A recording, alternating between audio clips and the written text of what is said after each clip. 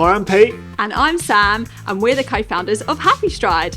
Happystride is a cool running and fitness brand specialising in bright and functional running clothing. And this is the Running Makes Me Happy podcast, the podcast that inspires happy running. On today's episode, we speak to Lee Heley, organiser of his own backyard ultra and finisher of Britain's most brutal race, the Spine. We love talking to Lee about how he mentally prepares for such amazing races, and having only gotten back into running in 2019, he's got loads of great advice to share. Okay. Welcome to the Running Makes Me Happy podcast with our hosts today, Pete Goldring and Sam Goldring, co-founders of Happystride. Hey! We haven't done that one before. Thanks, Lee. Yeah. We should say welcome to you as well. Welcome to you, Lee. Good to have you on. So yeah, I know you through. I've done your backyard race, the first one. You did. You were filming it, I think, with on your BMX, weren't you, at the end? That was very exciting. Yeah, that was great. I came back to film your quickest lap, and you got the record, didn't you? I did. The first one got the record. Yeah. So it was a little bit embarrassing to win your own backyard, but it was. Yeah. It Have was you good. won the other one since? Well, the backyard ultra. I have run it. This is the fourth year. Yeah. First year, just trying to get it going, working with colleagues in the local club. Yeah. A lot of people got involved, Yeah. and we got 9 people. Yeah. Hey. It was only 9. It was only 9. Wow. It felt big, didn't it? Yeah. But there was only 9 people. Yeah. And then the next year, we had about 20 people come. Yeah. And that time, it was the one who was kind of still going at the end, because obviously with the backyard format, Yeah. it's last person standing. Yeah. So you kind of keep going till everyone drops out. But luckily last year, Yeah. we went until about 89 miles, something like that. Wow. And Elliot, Carter and Chris were battling it out. And Elliot made it to the end. So, no, I did not all of them. But, Okay. and we got, I think when this one comes out, the backyard would already have happened. But Yes. Yeah. But we can talk Yeah. about the backyard. So will that be your fourth? fourth. Yeah. Yeah. Amazing. Amazing. Yeah. I look forward to hearing a bit more about that. And have you done any running recently yourself, Pete? What have you been up to? Yeah. So I was going to apologise. I've got a bit of an annoying cough today, so apologise for that. But I did Brighton Marathon last Sunday, and yeah, it went all right. Did 3:18. Very good. Very good. And it's the first time. So I woke up on the Monday before and had a sore throat, and then it had the paranoia, and it developed Had the sandbag in. The kind of... developed through the week, cold and flu. And honestly, on the Saturday, I was thinking, should I do it? Because we were in Brighton anyway. But yeah, just took it a bit easier, and it worked out okay. And then after that, I've since obviously suffered a bit of a cough. But it is funny. I've done quite a few marathons. You still get that paranoia, even though you know what it's like and you know what to expect. But yeah, Brighton's good. I recommend it. I've done it. Did it last time I did it was 9 years ago. Oh, wow. When Pete did end up in the medical tent. Why would we bring that up? What happened there, Pete? Well, So I did- So it was. I think it was maybe something on your mind as well, wasn't it? The fact that you weren't 100%. Yeah, no. On the one when I ended up in the medical tent, I was 100%. I know. I This basically- time you weren't. Yeah, I wasn't. Yeah, so this time I kept looking. When I went past an ambulance, I didn't want to look. But yeah, when I did Brighton 9 years ago, I actually ended up in the medical tent at the end, IV drip. Really? What happened? Mate, it's 16 miles. I was going for sub 3, 16 miles. Didn't take on Pushed enough yourself. fluid. Yeah. Didn't take on enough nutrition. Nutrition. And mate, going down the last bit, I was going into the side barrier, got to the finish and just went straight over IV drip. But I went for a stage where, like in that year or 2 years, I ended up in 3 ambulances or medical tents. When my first ever sub 3, 2:59, Amsterdam, came over the finish line, pushed myself, sort of went straight over into the medical tent, but no IV drip just because I was overheated. So you do have to be careful. Yeah, I was just thinking that. Like, it Don't just push shows, yourself doesn't too it? hard. But in that sub 3, it just shows I was right on the needle Yeah. and I didn't give up. Yeah. So I am very proud of it because Yeah. nothing happened and I got the sub 3. Yeah. So, That's brilliant. Yeah, Brighton was good. Yeah, it was good. Yeah, it was a nice weekend. Good as a Included spectator as well. Gabby's Dollhouse, didn't it? Yeah, we watched Gabby Dollhouse show. So Not just Sam and I, with our daughter. Yeah. But no, I think Brighton's always a good race just to chip in as a spectator because I think sometimes the spectators get forgotten a little bit. It's a lot for it's us. a hard job. Yeah. For us, we have to normally jump in the car and drive somewhere else, but actually with Brighton I think it's really good because you can just cross over the road and then you see like mile whatever it was 10 and then 12 and then 15 and then you get to see quite a lot. So I think we saw you about 3 or 4 times and some others as well. You did. So yeah, it's a good atmosphere as well, isn't it? Out on the course, there's a lot of people cheering you. There's like singers and dancers, like all sorts. And they've changed it from years ago. They had the power station bit. They've taken it out now, which makes it more pleasant to run. So yeah, definitely a good marathon, isn't it? So Lee, lovely, brilliant to have you on. Yeah, we're really excited to chat to you today. Obviously, got your Happy Stride t-shirt on there as well. Absolutely. So I was wondering if you might turn up in a suit.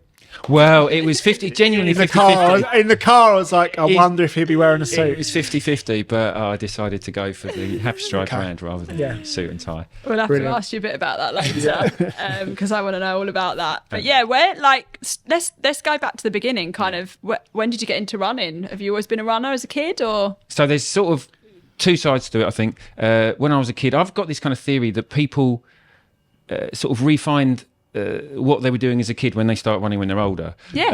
And so when I was a kid, I was at school in the 70s and 80s, and pretty much any boy at that age was just playing football all the time. So, you know, I was a rugby captain, did various sort of things at school, did 400 metres, that sort of stuff. So you just have a basic level of fitness. But as at home, we were very focused on long distance walking and hiking. So there's a picture of me when I was a little kid, and I was with my mum and dad, and we went out on the I'm trying to remember the name of the hills now, the Quantocks, and then over to Exmoor. And my sister was 8, which was kind of a reasonable age to start walking. And so we went up this hill, Dunkery Beacon, but I'm 4 years younger than my sister, so I was sort of 4, and that was my introduction to hill walking. And from then until sort of 18, 19, 20, we went away and we did hill walking, and I'm very obsessed with trig points. Right. Because essentially you go to the Brecon Beacons, you go to the Yorkshire Dales, you go to the North York Moors, you go to the Lake District, you go to Peak District, and you get to the bottom of a hill, and then you walk up it, and you take a picture at the top on the trig point, and whether it's generally cloudy because it's England, or a little bit of sunshine. So effectively, I got in. So when so as a kid, it was like, just being at school, doing some running, that sort of stuff, but a lot of hill walking. Wow. And then I sort of didn't do very much after I left uni until I was 46. Right. I did a few bits, but not much. Yeah. And then I decided I'd set a New Year's resolution that I was going to start running. And on the 12th of January 2019, I went to Hadley Park Run.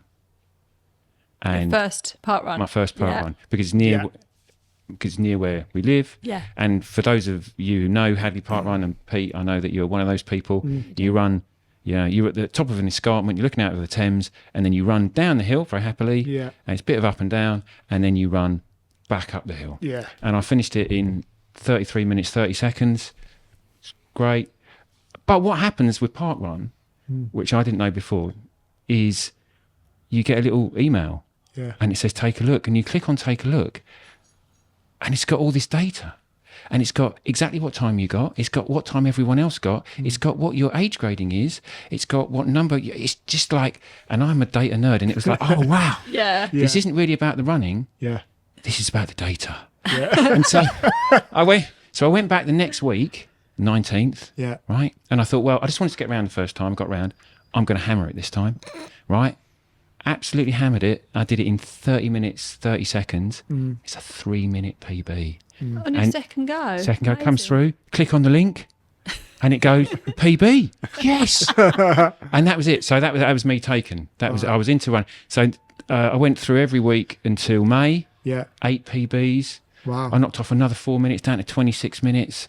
And I put all this data into my own Excel spreadsheet and I did my own chart. Yeah. And you've got a trend line. Yeah. And you're like, you give it another 6 months a year, I'm doing that in 16 minutes.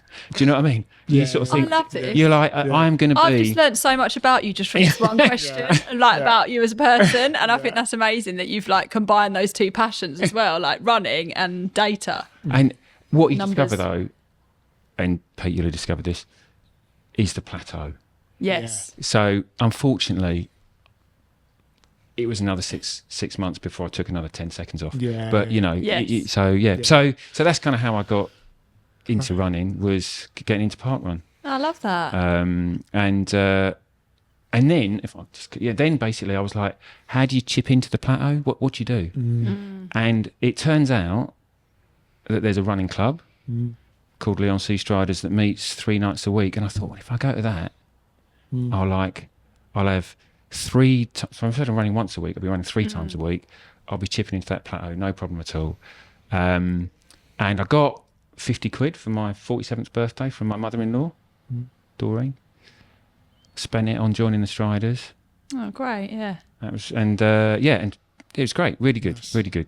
Turned up my first session. Yeah. Do you know Dean? Yes. Dean Oval, very Lovely distinctive guy, yeah. character, brilliant Yeah, guy, lovely Yeah. strong beard. And then there's about 20 people in their blue tops. I was there, obviously didn't have the kit yet. And I'm not actually massively social, so I thought it's a bit of an uncomfortable situation. Don't know these people. So I had a massive pair of headphones. So I just turned up and I sort of took the headphones off to listen to we're going to run around Chalkwell Park, so what we're going to do. And then we started running. I thought, great. So I put the headphones back on. Like, right, no one needs to talk to me, but I'm going to be improving my running, chipping into my plateau. It's all good. And of course, Dean said, okay, everybody, unfortunately, no one can wear headphones on the. And I was like, I think he's talking about me. Yeah. But as a result of that, of course, chatted to people, Yeah. met people, Yeah. met Anthony Leckerman. Yeah. And he said, oh, do you want to go for a run? Give him my phone number, we'll kind of meet up. Yeah. And I was sold. Yeah. Now no headphones. Now, no Yeah, headphones. no need, is there? No need, 'cause lots you of know everyone. friends. Yeah, Do you know what I mean? so nice. And it's just that So sense good. of kind of the part running the data and then kind of joining the club, meeting people, Yeah. and then that's it. And then you're off when Yeah. you're starting running. So that's sort of how I got into it. I mean, there's loads of benefits of joining a running club, isn't there? We've spoken about before on the podcast. Yeah. What other things do you kind of love about being part of a club? Well, I think there's obviously meeting lots of people, the community, Yeah. that's brilliant. Yeah. There's also being inspired because Anthony told me actually, because you meet someone and they know lots of other people and they tell you about the races they're doing and all the different things and you wouldn't necessarily know all that stuff. And Anthony said, well, actually, I know someone who's done 100 miles. And I was like, well, it's quite clear, Anthony, that is not possible, right? You can't run 100 miles. 26, I've heard, is a marathon and I'm aware that is possible. But anything beyond that, you just can't do. And he was like, no, you can do that, Lee, actually. If you just Anyway, so I Googled and I looked online and I saw that there was this guy called Pete Goldring who had actually done 100 miles on his Strava thing. And I was like, hey, you can, Anthony, you can. There's this guy's called Pete. And I've seen him on the seafront. And then I'd run on the seafront with Anthony and there's this tall, narrow guy running along in this gear. And His head to the side. And I'd be like, all right. And he'd go, all right. And I was like, and I said, he's run 100 miles, that guy. So you get this kind of inspiration by Yes. joining the club. You get to meet people. And then there's the social side of it. And sometimes people say, well, running clubs are a bit cliquey. It's like, well, they're not cliquey. They're just people who know each other. Yeah. And therefore they're talking to each other, right? It's because they know. And shared interest as well, Yeah. isn't it? Like you're all there for the same reason, because you like running. Yeah, and if you meet someone, a runner, and they're in the club, and you say to them, it's a nice pair of trainers. That's it. 20 minutes. You're off. Yeah. So it's good. But also on the social side, they've got awards. Mm-hmm. So at the Leon C. Striders, like you can. They've got a black tie do, and And I'm like not in a very black tie world, so this is amazing. You got a black tie, dude. I got out my thing from university that was 30 years old, still managed to get into it, which is quite Nice. exciting. And yeah, we did this thing. It's brilliant. And they do a thing where you've got 8 races, 9, 10 races. You enter the races and you get points. Yes. And there's a chap I think called Matt Barrett who works out what points you get, and there's some amazing formula that nobody really understands. But anyway, and effectively, the more that you improve, the more points you get in this system. That's brilliant. And so I was actually doing all right. And I was improving. And I was like, wow. And then when I turned up to the black tie dinner with my beautiful wife, also dressed in beautiful gear, with all my running friends that I just made recently, Dean Oval then calls out in the awards, and the most improved male is Lee Heley. And I'm like, who doesn't want to be the most improved male? I mean, I've got a glass plaque with my name on it that says that. So it's true. Was this your first year of the Striders that happened? So that was in 2021 and I joined in 2019. So it basically it took me year. lockdown. Yeah. I mean, lockdown's I don't know even. I mean, lockdown's terrible in lots of ways. Yeah. Really, really terrible. Yeah. But the government basically said, you know, you can't do anything apart from run. Yes. Or walk, all you can do. Yeah. And the Striders Club gave us lots of stuff to do in lockdown, lots of good games. So yeah, that was a way of kind of Yeah. Good time to have joined actually. to just enjoy- before COVID. yeah, meet Obviously those not people. knowing what was going to happen, but and then you kind of I went into COVID doing a half marathon and came out of COVID booked in for a 45 spine sprint. So you kind of you go it's kind of a radicalising experience. So yeah. So you took, so you started running at 2019. So did you take, what, 25 years off running? Broadly speaking, Did no running? No, that is not true. That is not. Basically, so what did I do? I did a couple of events where I was like, do something with no training. Yeah. So I did a 100-mile bike ride. Yes. Which turns out if you do a 100-mile bike ride with no training, it really hurts. Yeah. That was tough. I did a half marathon, did Southend half at one point. Yeah. And I did do some training with some friends for the Southend tri sprint. Right. So I did some jogging with them for a bit, and actually, I don't know if you've ever been to South East Essex Tri, but we went to the friend said, "Oh, well, come to this club. We're going to do some swimming because it's a tri, and I'm not a great swimmer. We'll practice." So we turned up, but of course it's a tri club.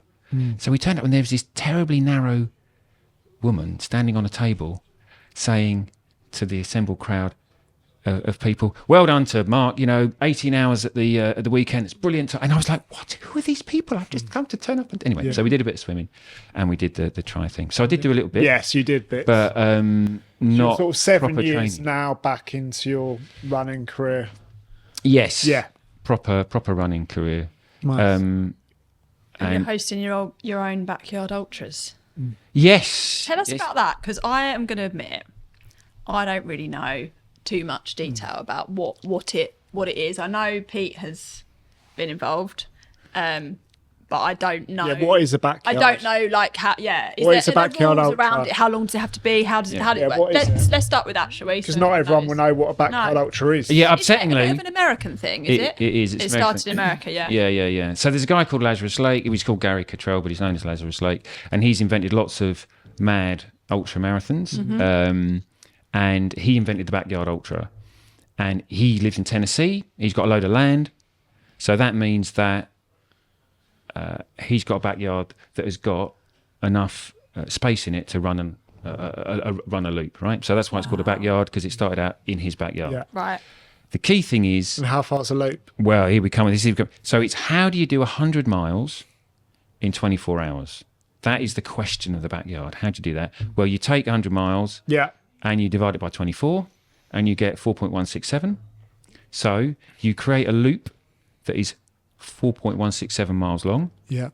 and then you do that on the hour, every hour, for as long as you can. Yes. And if you get to 24 hours, you'll have done 100 miles. If you get to 12 hours, you've done 50, etc. Yeah. So what Lazarus Lake was saying is everybody goes out too fast. And so if you're trying to do, well, I know you won't, Pete, but you're trying to do 100 miles, you go out too fast, the back end of the 100 miles is deeply unpleasant and you end up taking longer to do it. So the backyard slows you down because once you've done your loop at 9 o'clock and you've done it in 45 minutes, you're forced to wait until 10 o'clock to go for the next loop. Yes. Yeah. Okay. So that's what the backyard is. And what's that wait like? Is that like a nice welcomed wait, or is it a bit like I want to get going on to the next one?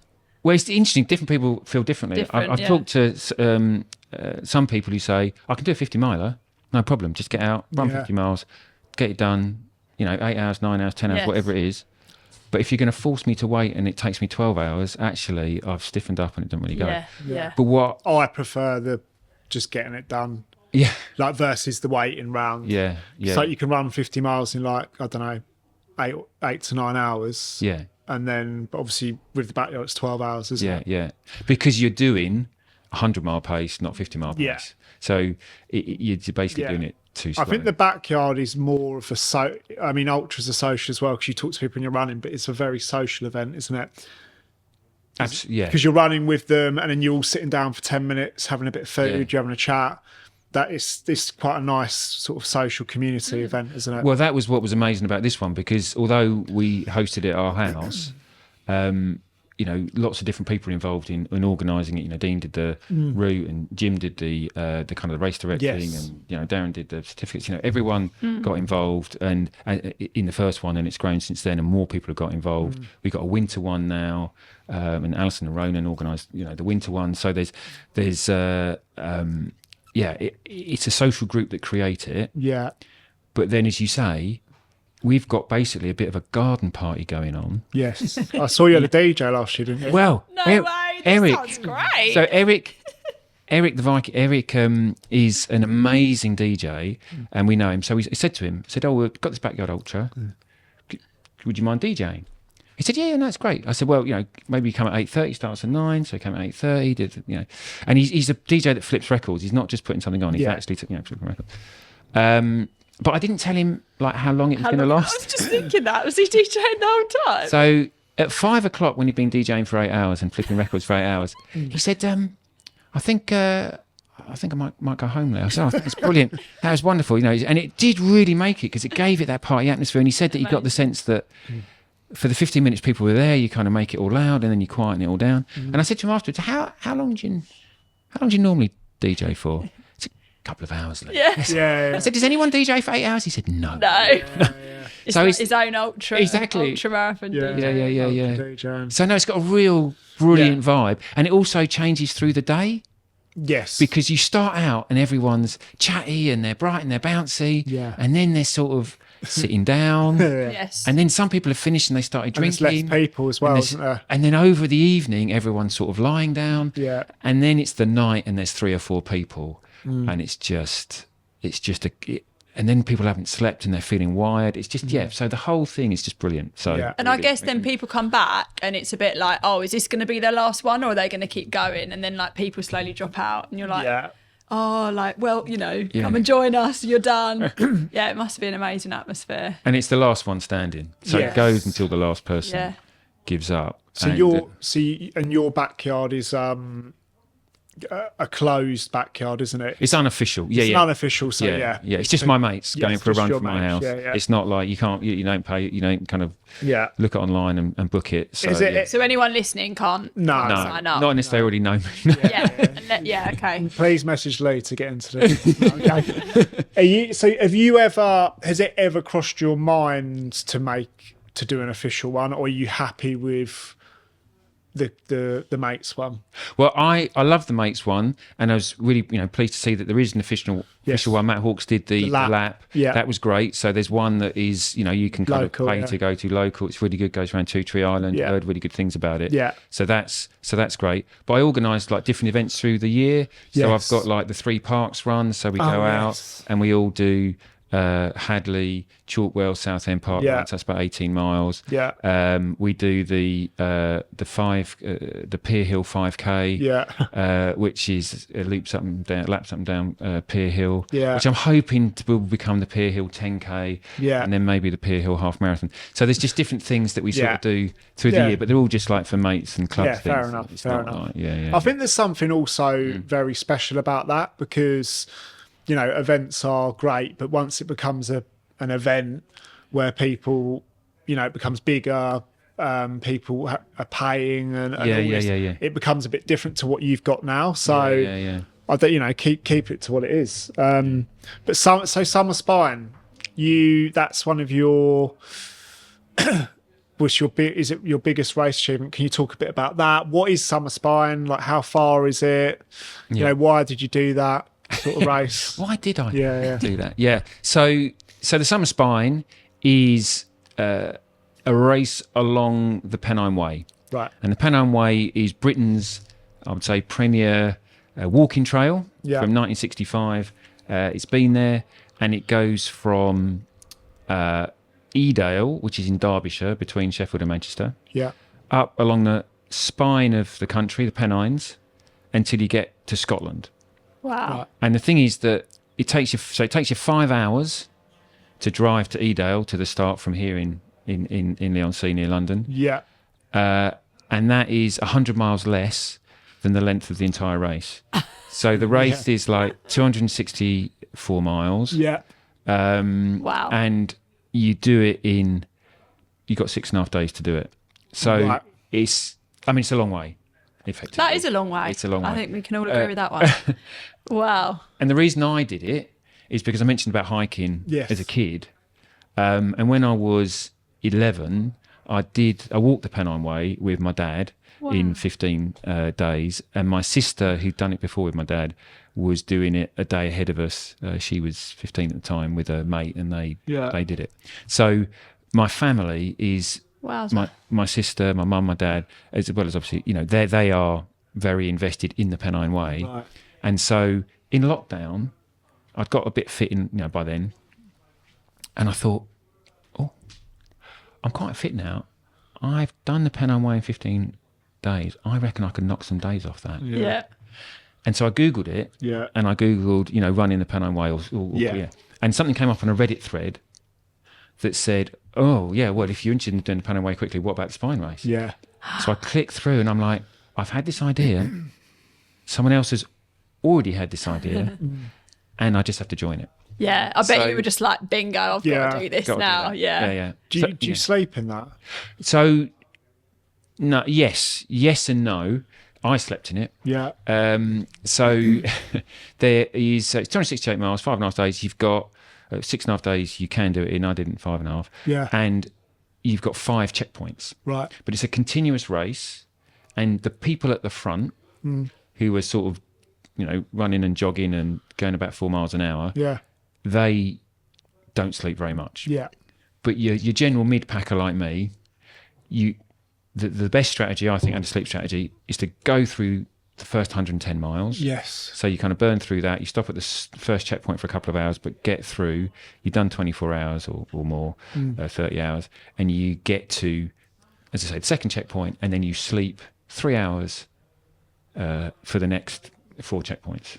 So where do you sleep? Do you bring your own tent, or do they? No, they've got the checkpoints are in places. Oh, They've either got tents put up or they've got bunks or whatever. So you don't have to carry anything like anything sleeping bag or anything like that. You got 10 kilos of kit, right? Which is quite a lot. But you've got a bivvy bag and you've got spare clothes. Got it. They've got quite a lot of medical stuff, so they've got quite a big kit list. But it isn't a tent, which is a relief because that would be tough. I'm just slowly, quietly listening to Pete's questions to understand the sorts of things he's interested in, to see if he's lining it up or if he's just genuinely interested. How long did it? I definitely. My last question was, how long did it take you? Yeah, 130 hours. 130 hours. Okay. So it's Wow. So 5. So you were 5 days, just over. You're doing 49 miles a day. 5.5 days. You were. Yeah. So you were a day under the cutoff. Yeah, day under the cutoff. Amazing. Is the cutoff as you go along as well? Yeah. There's cutoffs as you go along. So if you don't make, Which is another reason to burn through the first checkpoint. Yeah. Because you're then well ahead of the cutoff. ahead.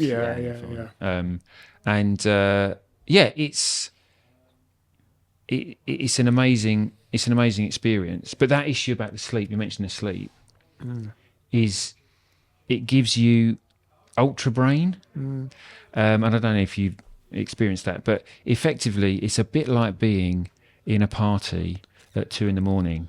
You know what I mean? Where you're chatting to people and they're sort of making sense, but not a huge amount of sense. Right. And large amounts of your frontal lobe kind of got shut down. Yeah. And so Yes. I had this. So some people hallucinate. Yeah. There's quite a lot of hallucinating. But I had the experience of what I call the 3 Jilly problem.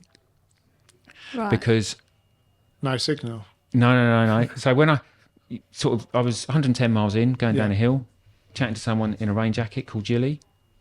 Very nice to meet you, Jilly. Lovely. Had a chat. It's really good. And then she went off. She went off ahead. You thought you saw her again. And then about whatever it is, half a day later, going along, met a woman, different woman, and she was just in a running gear. Had a chat with her. She was also called Jilly, and that was great. And then there was 3 of us who went together later on in the race, and we were in a dark section, and we were feeling low, and a head torch appears, and we thought, let's wait and see if this is a cheery person. And this head torch appeared, and a woman was very bright and bouncy and cheery, and we said, oh, we'll run with you and support you. It's like, no, she was actually just cheering us all up. And I said to I said, what's your name? And she said, my name's Jilly. And I was like, wow. And I said, what do you do, Jilly? And she said, oh, I live in a van, and my partner goes paragliding. And I said, that is incredible, because I've met 2 different people called Jilly on this race, and they also live in vans, and their partner also paraglides. And she was like, Lee, I've met you twice before. Yeah, I'm the same Jilly. And it was that. And it's just that ultra brain. Yeah. It was completely You're just convinced. so tired, but Yeah. you're just getting through it because you're just buzzing. Your brain's just gone. So you that sense of Right. association goes. So all that different sort of stuff goes. Goodness me, what a challenge. 3 Do, Jilly do problem. you run much of it, or is it more walking, hiking? There's something very important about the spine that no one says, Yeah. which is that there is no need to run. Yeah. If you're carrying a 10 kilo pack for 268 miles or 64 miles, is the best thing is not to run. I actually made a mistake. I had a very detailed pacing plan I can imagine with your data. that involved not running at all. Yeah. Day 1, I felt great. You've had a taper, you've Yeah. done loads of work, you've done loads of training like running. Yeah. And then here you are, and you're just walking along, Yeah. and you see people ahead, you think, I can catch them. Yeah. I can catch them. Yeah. Yeah. You start running downhill. Yeah, it's great. And then, but it wasn't great because my IT band went after about 40 miles. So you don't have to run. Right. It wasn't great that I ran, but the people at the front do. So it's possible to still do it, all the cut-offs, Yeah. in the 6.5 days, make all the points and not run. And not run. As long as you're travelling for about, so you've got 6 hours, so you've got to be doing 18 hours a day. Yeah. Yeah. Which is, as I say, when I said to people at work, and they said, you kind of make it sound like you're going to do this ultra run, and that you're going to be running. And they say, how do you run for 268 miles? Yeah. So it is still called an ultra marathon. It is a marathon, but it's in not more of a hike. Well, no, but in Or not. ultras you walk anyway. Like Yeah. other ultras, Yeah. you walk a bit, run a bit, walk a bit. Yeah. And you're called an Not athlete, many- not a runner. Yeah. Yeah. Not many people run the whole ultra. No. You're at the front. Even Damo doesn't run the whole thing. Yeah. So what's it like to finish it? Like when you get to that finish line, what is that feeling like after lack of sleep, Well, all those miles, all those hallucinations? that was it, because on this one, it's Britain's most brutal race, right? And it's really marketed, and it is really tough, particularly if you do the winter one. It's hard work. But for reasons that are slightly obscure, I had ended up with my picture on the dot watching, because you take a picture of when people watch your dot as you're going along on the live tracking, Right. of me in a suit.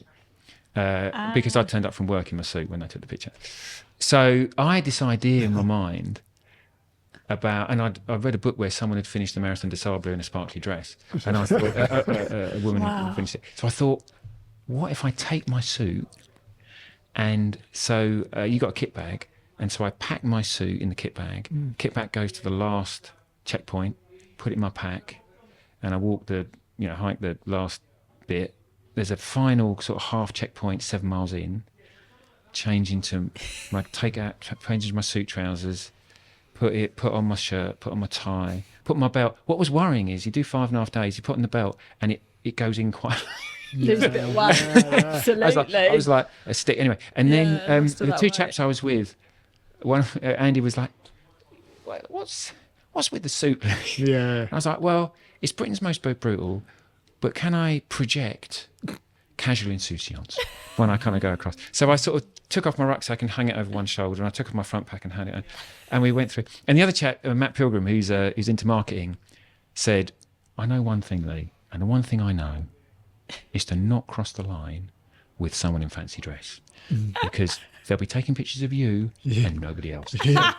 You go ahead. Yeah. You go ahead. I'll follow. I'll be like 5 minutes behind." So I went ahead, and obviously my mum and dad and my sister very invested in, as I said before, in Absolutely the Panama. special race, yeah. They're there at the end. Aw. They're waiting for me. My sister's been up pretty much the entire time watching my dog, Aw. and then I walked down the last hill to the Border Hotel, which is the end of the race, and I stroll through the finish line with my dad's kind of taking the video, dashing through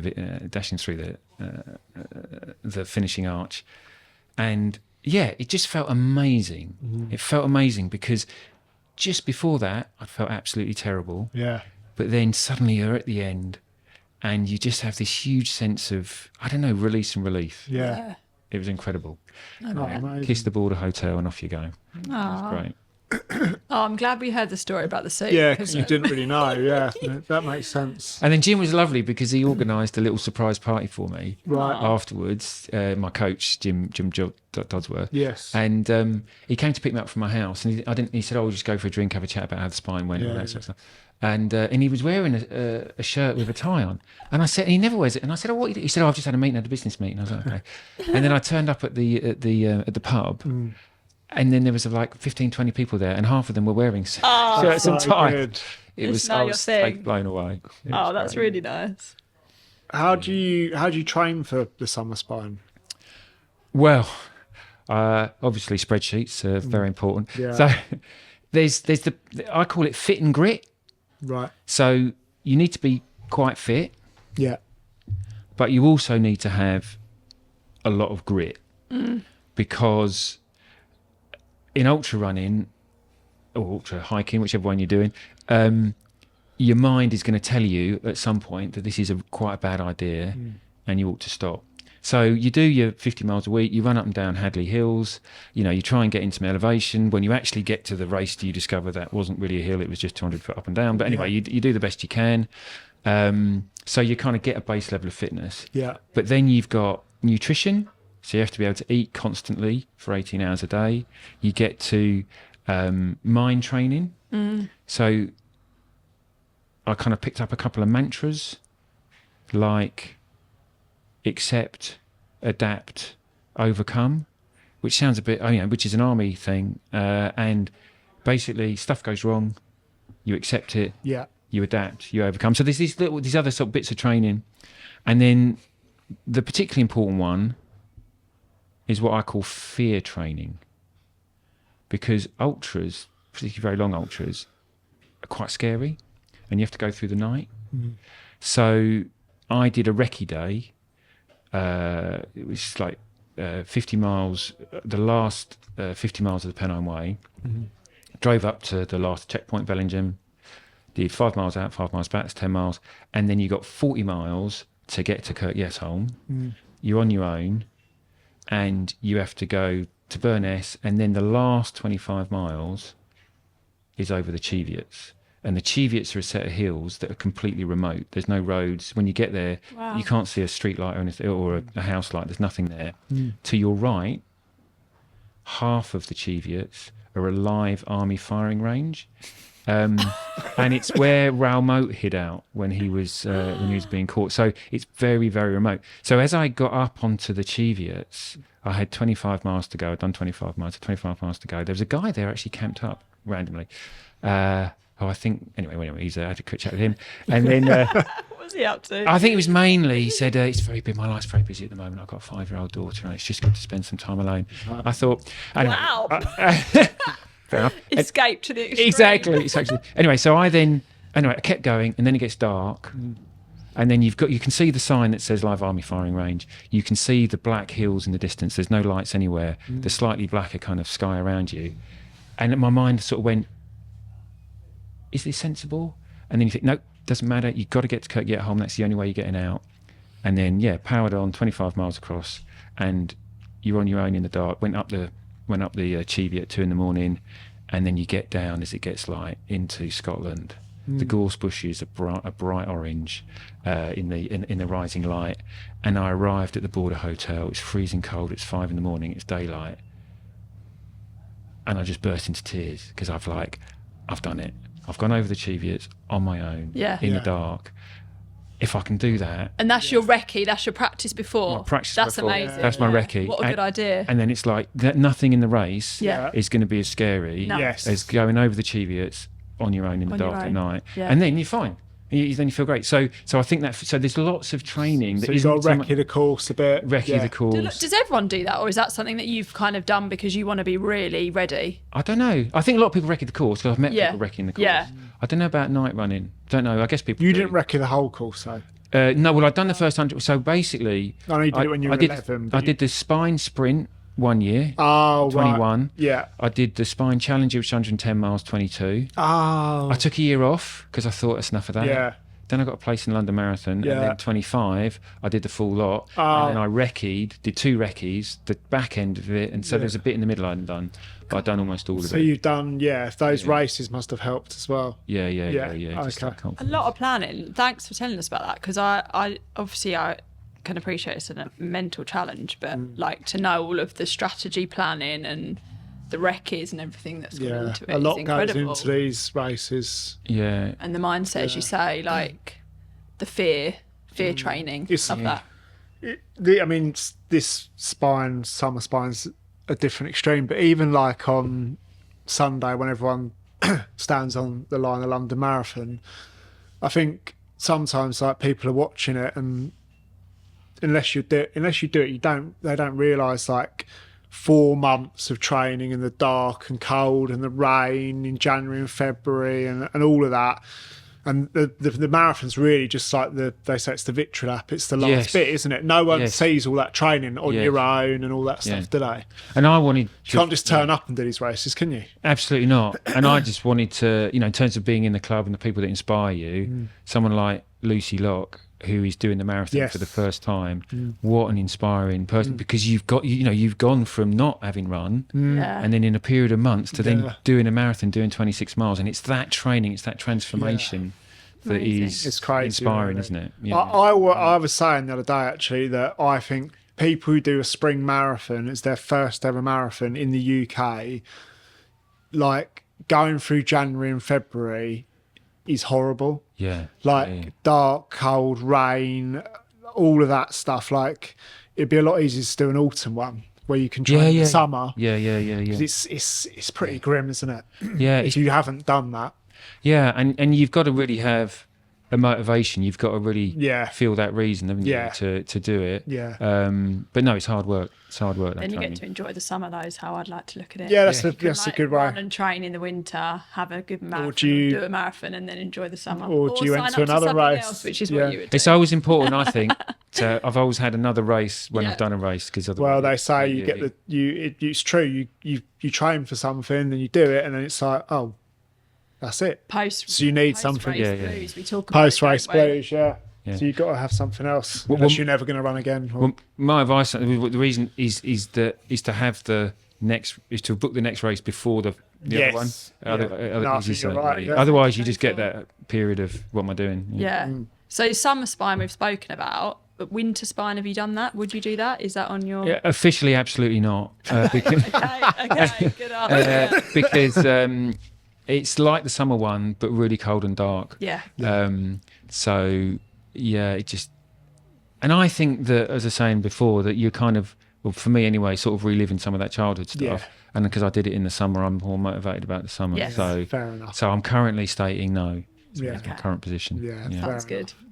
So what races have you got this year? Got any races planned in? So I've got Lakeland 100 Yeah. coming up. That's back into July. Right. Which is sort of, similar-ish to the spine race, got a lot of elevation, but obviously you can do in a weekend. Yes. as opposed to a whole week. So that's good. And I've heard a lot about it. It's a big one, isn't it? Yeah. It's one of the big UK races. Yeah. Yeah, it's got a really good reputation. People talk about the 14 aid stations and how fun they are, and so I'm looking forward to it. Nice. Although it's the going up and down in Hadley, which is 200-foot hills, versus the Lake District situation again. So I've got to do some recce's. Yeah. Are you going to go over to the course? Yeah. My sister lives up that way, and so That's I'm hilarious. going to do a couple of recce's up there. Oh, nice.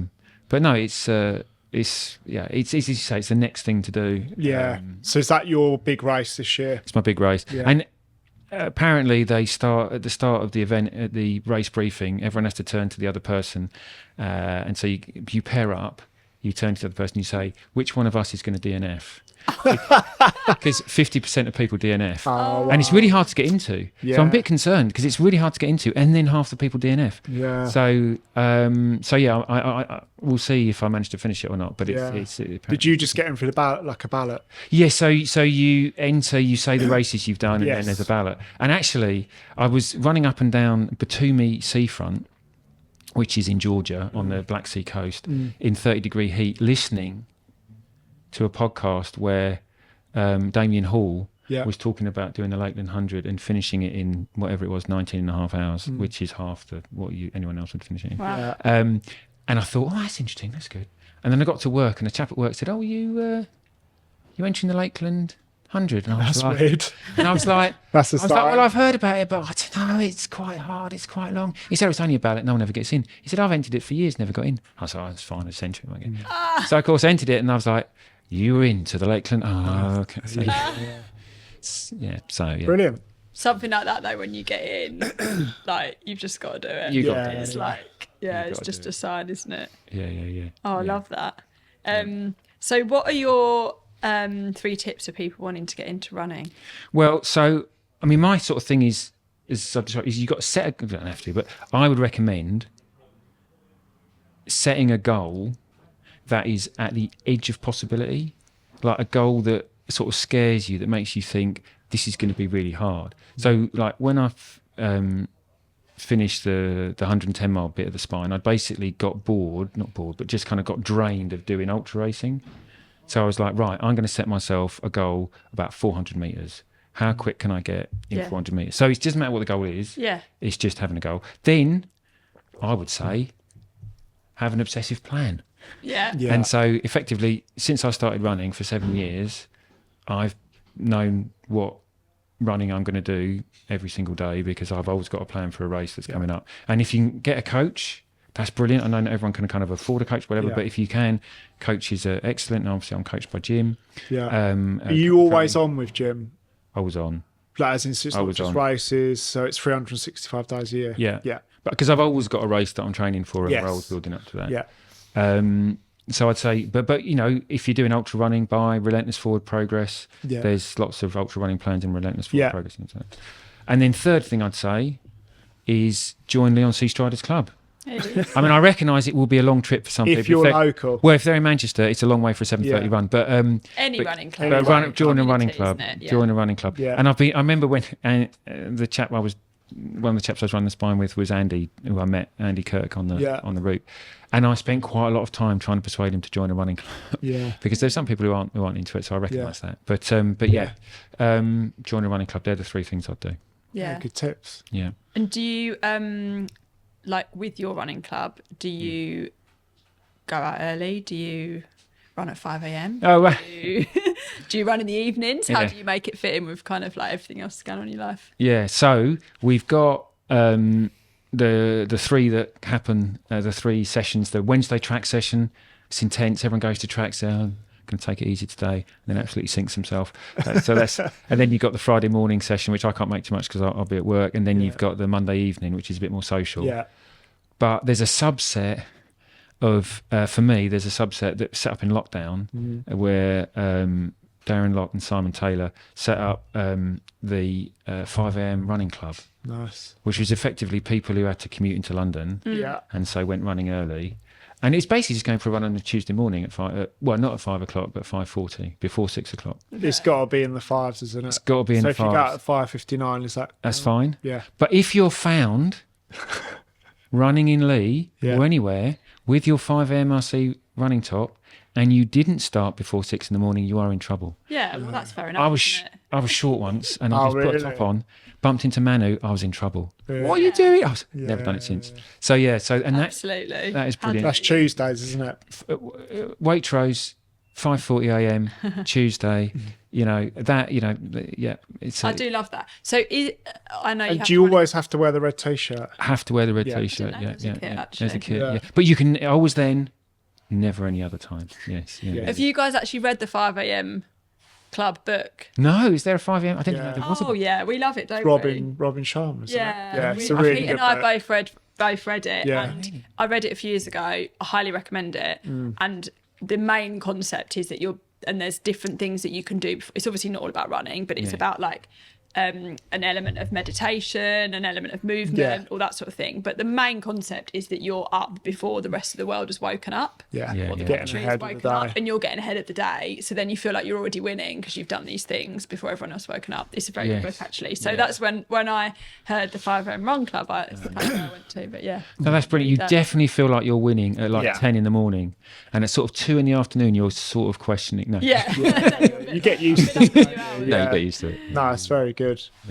But so the podcast called the Running Makes Me Happy podcast. Yeah. As you know, of Happystride, we talk a lot about how running and fitness helps your mental health. Does running help your mental health? Do you run for your mental health? Yeah. And how does it help your mental health? Yeah, absolutely. I think running for mental health is really crucial. I was sort of, I've got my, my Happy Running Club or in the T-shirt on, and I was thinking that about 10 years ago, I had a really rough time at work. I had sort of 6 months where I was feeling really low, had a stressful, difficult time. Yeah. And I sort of ground it out, but it was quite tough and quite lonely. And I was then thinking, well, that was 10 years ago.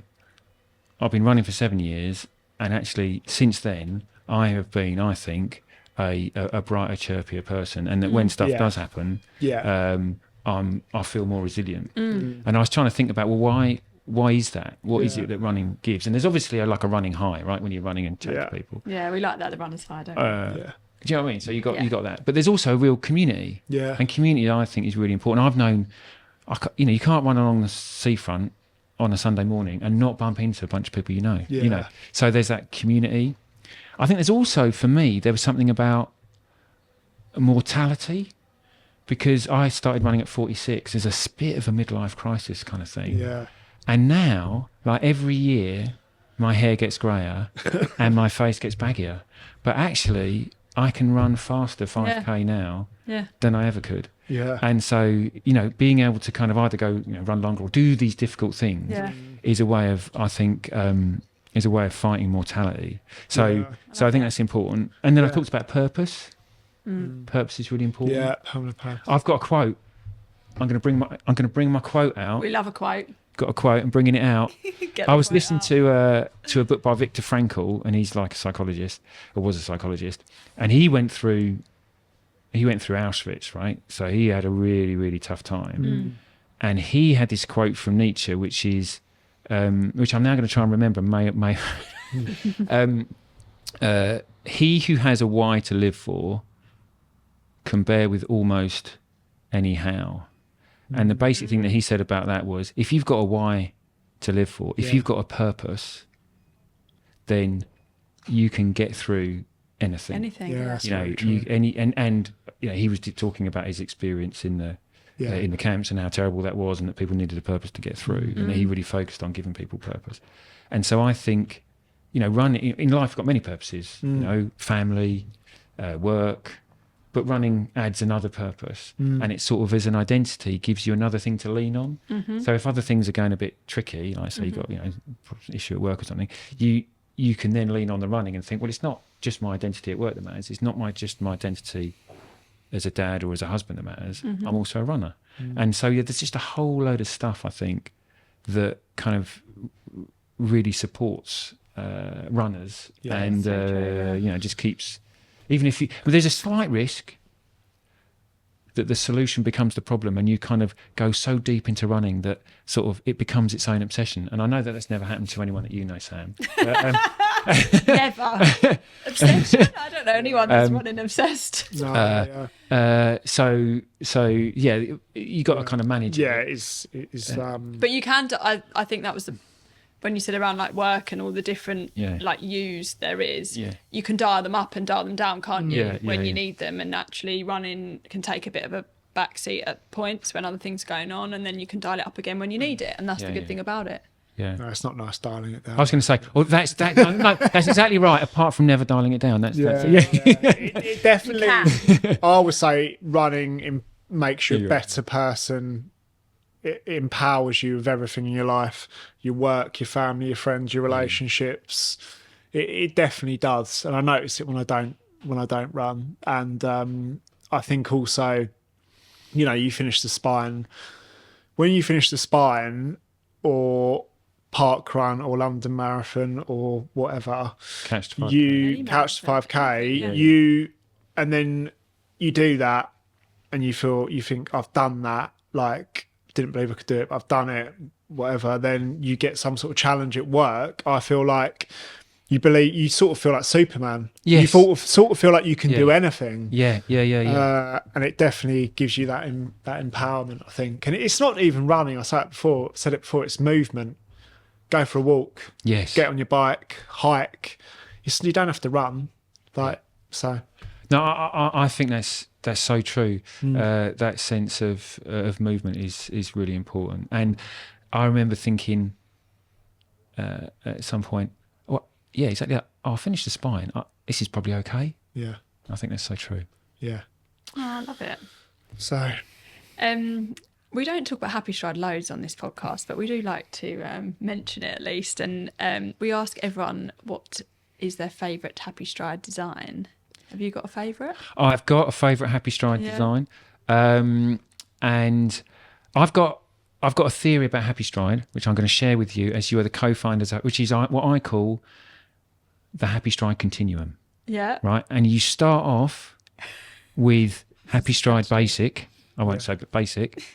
And they're your black Happy Strides, right? Yes. And people turn up to races for all very formal, and they're Yes, they look quite professional. Yeah. And that's over here on the spectrum, or the scale. And then you've got the coloured ones. Yeah. And you've got your greens and your blues, whatever. Then you get into your sprinkles of joy, and maybe your leopard prints. Yeah. And there people are going, I've got my Happy Strides on. Yeah. They're And then you get into your cats, your glow and go, all that sort of stuff. Yeah. Right. And I'm definitely in the glow and go kind of way. And then you want to take it further. You go glow and go, matchy matchy. Hey, You've got the top. And I remember when I was at Alston checkpoint, because when I did the spine, I wore a different pair of Happy Strides, and I changed every checkpoint into a different pair of Happy Strides. Oh, yes, I can't believe you didn't mention that. Was it 6 pairs, 5 pairs? Yeah, it's about 6 pairs. Yeah. Oh, incredible. And then when I got to Alston, I wonder if you did it in one pair, what they would have smelled like. It would have been great at the end. And I got into the Alston checkpoint, and I changed into the matchy glow and go. Yeah. And they were like, "We have got to take a picture of that." So I was like, so they're my favourite. But then I thought, no, there's one stage that is further from that on the Happy Stride continuum, and that is what I am branding as hectic eclectic, right? Which is where you wear the glow and go, but you've got the peely good top on. I've seen this mix match. So you've got your banana top.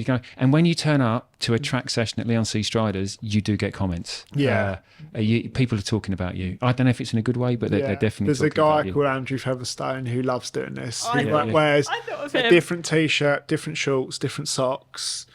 He doesn't care. He In doesn't. fact, He wants to be as mixed match as possible. He actually calls out when he goes matchy, because it's so rare that he matches. It's more that he's mismatchy. Yeah. I love that scale of everything. The continuum, very good. Yeah, very. I think we've spoken about that before. We've definitely said there's some people that are kind of like dabble with like a plain colour or something, and then you kind of see them start to dip into something else, or they just want one of the ones with the black background with a bit of colour, or they just go all out and go bananas or Yeah. any of those. But yeah, that's very good. Yeah, thank you.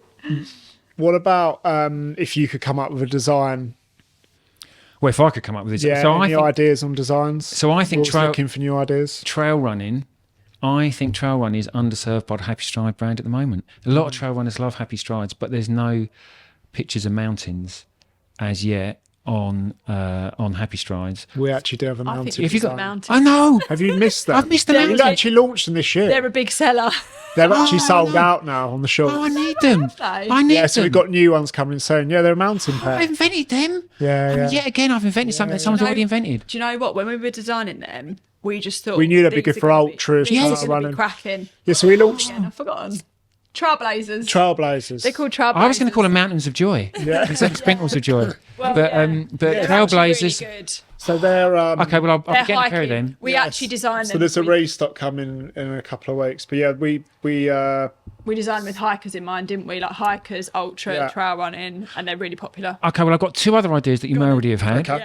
Yeah. One is, do androids dream of electric sheep?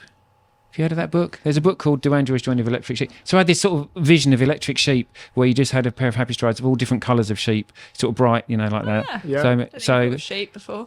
and the other one is, it's sort of a, well, like glow up shape. Like, yeah. So there'd be like pink sheep and blue sheep, and, Oh, okay. and Yeah. and bright Yeah. green sheep, and they'd just be like, kind of sheep with a thing, loads of them, Yeah. all different colours. Yeah. Yeah, Like, I guess a bit like your cat's one, like that. Yeah. we can do that. I'm still emotionally processing the fact that there's a mountain around the ball. Anyway, Yeah. and then We'll take you into. the, Show you in a Nothing on your minute. left. and the other one is back to my roots, right? Right. But the roots is running routes. And so you'd have like different orange running routes. This is an idea that someone else kind of suggested in a different context. So you have different orange running routes with a green background like the Strava. Yes. And you then like maybe have London Marathon, you'd maybe have Boston Marathon, or you could have all Yeah. the UK marathons, you could have a set of the different routes. And so they'd look like kind of green with bright orange squiggles, but the orange squiggles would actually be marathon routes. Well, Yeah, that's that is a very good clever. one. So We want to do a London Marathon pair, actually. That is very well. That is a thought very... through, So and we do love basic fun. Strava routes of the marathons. yes, The big yeah, marathons. Yeah, big marathons, maybe the Yeah. UK ones or the big ones. Or like Yeah. your backyard route. Well, I have done. I have done a picture of my backyard route, but Yeah, I've got the certificate.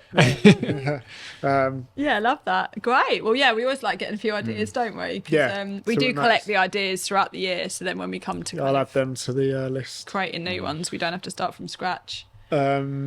Dream race. so my obvious dream race, which is going to be happening in 10 days' time, is my own backyard ultra. Yes. Because for me, that is like a complete That is a dream. dream, yeah. That is, Having that's all amazing. your friends around you, Yeah. and your family, and yeah, it's great, all Yeah. going together. So that's a dream race. But I know that Jim nicked 2 races, so my other dream Yes. race would be the Barkley Marathons. Ah. And it would be a dream because the Barkley Marathon's also designed like the backyard by this guy, Lazarus Lake, and as I'm sure most listeners will know, yeah. is 5 loops round Frozen Head Park Yeah. with whatever it is, 60,000 foot of elevation. I'm not sure, I might Yeah. be wrong. Is this the one where you have to self-navigate? Yes, you have to So- find the little And bits there's of like paper bits and of stuff. maps Yeah. stored up in the trees, and you Yeah, have it's to the one on find them. Netflix. Yeah, Yeah. as I say, I've watched a program on that. And I sort of finished summer spine in 130 hours. To get into the Barkley Marathon, you probably haven't finished it in like 72 hours, 73 hours. Wow. And you'd also be able to have to navigate, and then you have this whole Yeah. application You have process. to write incredibly- an application. Yeah, 'cause yeah, my, yeah, my yeah, mate James Elson, who Oh. runs Centurion Yeah, Running, yeah. he got to, was it 2 or 3 laps a few years ago? Wow, that is Yeah. incredible. So do you actually want to do that? I mean, I would love to do it, but the likelihood of it ever happening Yeah. feels so. I mean, I just Because don't I feel couldn't like I'm. think of anything worse than that. But like, as Really? you You, actually, you actually wouldn't want to do it? no. Oh, right. I just start running. I don't want to go and find bits of paper in the woods and all that. Get lost. That, Yeah, that- it's not. Yeah, but I know I get. Yeah, why you want to do it. You know, but you said like, about no, I the- don't get why you want to do it. You said about the goal is like, what did you say? At the edge of possibility. The edge of Is possibility. that one of those ones? that is It's so at the edge of possibility because Yeah, you'd have to get so fit to start with. Yeah. Then you have to learn how to nav, and then Dean in lockdown put out on Facebook and organised for us one of these events. So he put out books in Hadley Downs, and we all went round trying to find them. And there was one book we couldn't find, and we were all, and it just made me think that this thing must be so tough. So that does feel incredible. But even if you did 2 or 3, that's incredible. But even if you get there, like, so you try and get into it, then you get there, then it's like most people just do one lap. Oh yeah.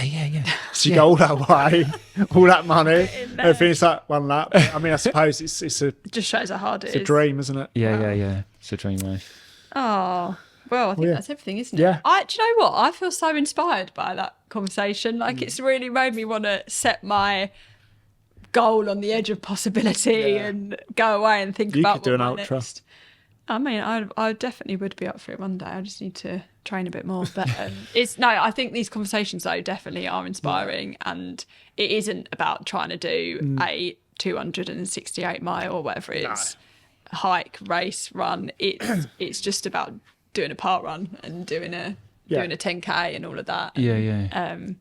I think another key thing that came out of it was like, you thought you run ultras, like you do run ultras, but you do walk as well and stuff like that. And I think people might think, oh, you've got to run 50K, or you don't. You can walk. And thanks so much, mate, for coming on. It was really interesting hearing about the backyard, the spine. The prep. I didn't spine. know that you'd done it when you were 11 and all that. It's and I can see with your data you've put a lot of prep into coming onto the podcast. Yeah. Well, thank you so much for inviting me. As I say, having seen you on the seafront and been sort of so inspired by you, I can't believe that I'm here 7 years later. It's great. That's so lovely. Thanks so much. Thank you. Lee. Thank you.